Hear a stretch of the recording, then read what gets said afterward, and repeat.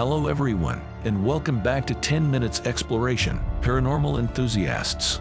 Today, we dive deep into the mysterious world of the Ouija board. The question on everyone's mind, is it real or fake?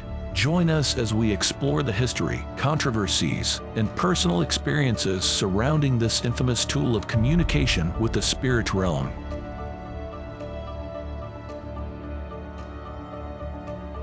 The Ouija board stems from spiritualism, a belief that the dead can communicate with the living. But it became quite prominent in the United States during the 19th century when childbirth, war, and disease, among other things, led to shorter lifespans and frequent deaths. Many people desired a pathway to connect with lost loved ones and get answers to unresolved issues and questions.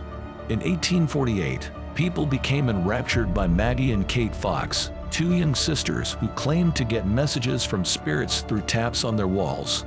Their abilities made them household names and further sparked public interest in reaching out to deceased people.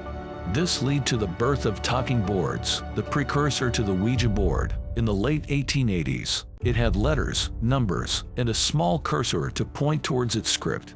Today, Ouija board, talking board, and spirit board are all interchangeable terms to describe the same tool. The Ouija, the wonderful talking board game, became a cultural staple when it hit shelves for $1.50 in 1891.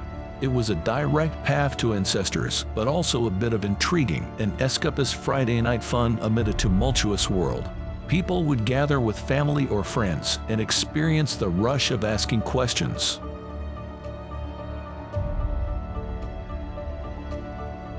Science simply believes that the Ouija board is just the ideomotor phenomenon. It is a psychological phenomenon wherein a subject makes motions unconsciously, also called ideomotor response and abbreviated to IMR. It is a concept in hypnosis and psychological research. It is derived from the terms ideo and motor.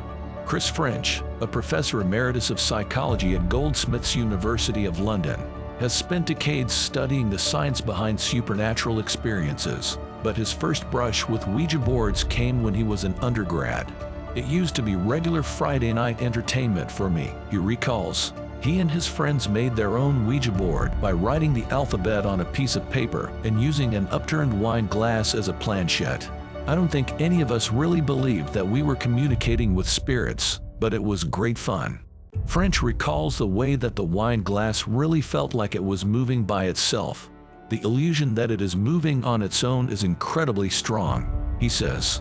However, he adds, he and his friends were simply experiencing a long-known phenomenon called the ideomotor effect.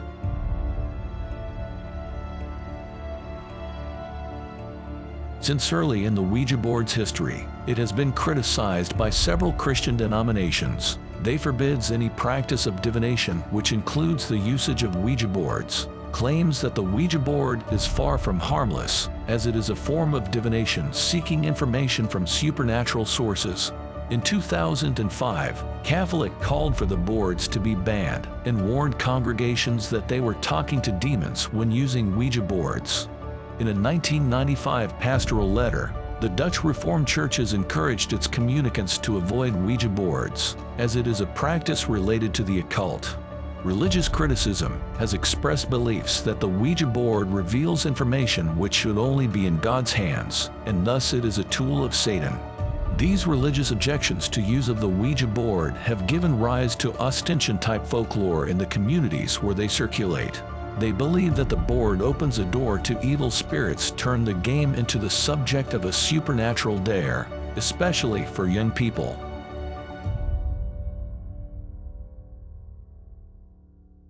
In conclusion, the question of whether the Ouija board is real or fake is a complex one. The Ouija board has a fascinating history, rooted in the desire to connect with the spirit realm. It gained popularity during a time of great uncertainty and offered a means of seeking answers and closure. From a scientific perspective, the movements of the Ouija board can be attributed to the ideomotor phenomenon, where subtle unconscious movements guide the planchette. Researchers like Chris French have demonstrated that the board's movements are a result of our own minds rather than supernatural forces. Religious perspectives vary, with some denominations strongly opposing the use of Ouija boards, considering them a form of divination and a potential pathway to evil spirits. These objections have contributed to a rich folklore surrounding the board and warnings about its potential dangers.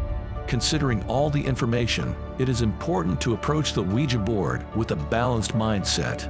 While it may not provide concrete evidence of spirit communication, the experiences and emotions it elicits cannot be denied. It remains a subject of intrigue, entertainment, and personal interpretation. Ultimately, whether the Ouija board is real or fake depends on one's beliefs and experiences.